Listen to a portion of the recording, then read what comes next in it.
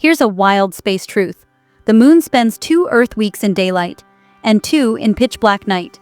That's 14 days where solar panels give you basically nothing, and temperatures crash lower than Antarctica. If you want a real permanent moon base, you need a power source that doesn't care if it's noon or nightmare. That's why NASA's building a tiny, tough nuclear reactor called Fission Surface Power, FSP for short. Think of it like a nuclear campfire for the moon. Small, steady, reliable. The plan is to deliver about tens of kilowatts of continuous power, enough to run habitats, charge rovers, extract oxygen, extract water, through sun, shadow, dust. Here's the core idea at a high level. Fission splits atoms to release heat.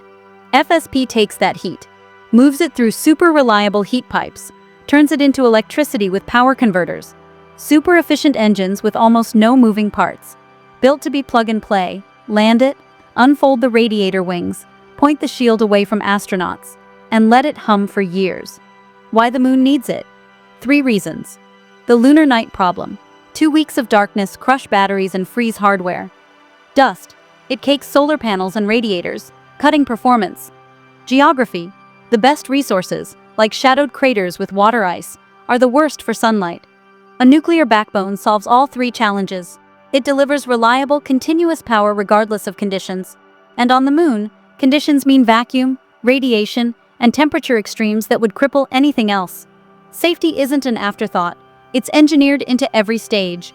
The reactor remains dormant during launch and transit, only activating once safely deployed on the surface. It relies on proven fuel assemblies and passive safety systems. Physics does the work, not complex algorithms that could fail. Strategic shielding and careful placement keep both astronauts and sensitive equipment protected at all times. The entire system is built to endure launch vibrations, space transit, and the violent impact of lunar touchdown. So what does reliable power actually enable? Permanent habitats with continuous lighting, climate control, life support, and scientific instruments operating around the clock. Rovers that can work through the 2-week lunar night instead of going dormant halfway through every month.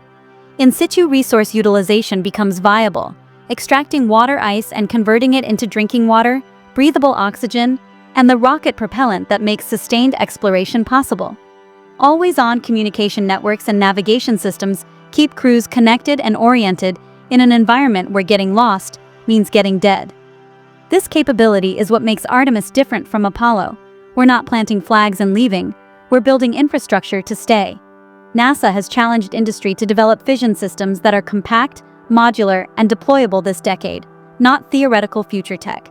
The design builds directly on Kilopower's proven foundation, prioritizing ruggedness, simplicity, redundancy, and minimal maintenance requirements over complexity. And here's why the moon is just the beginning. Once we validate this technology in lunar conditions, we have a power solution for anywhere humans want to go. Solar panels become nearly useless in the outer solar system, but fission output remains constant whether you're on the moon, Mars, or Europa. Think about what the 14-day lunar night really means. 2 full weeks of pitch darkness and temperatures dropping to -170 Celsius.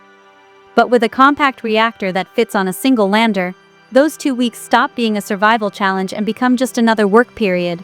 Life support keeps running, research continues, and exploration never has to pause for darkness. That's the difference between visiting and living somewhere.